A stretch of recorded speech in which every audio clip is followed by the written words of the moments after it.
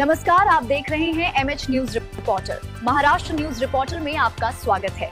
पेश है आज की ताजा खबर। शेतकऱ्यांचा बळी घेण्याचं ठरवलं आहे का तुम्ही? हे काय चाललंय?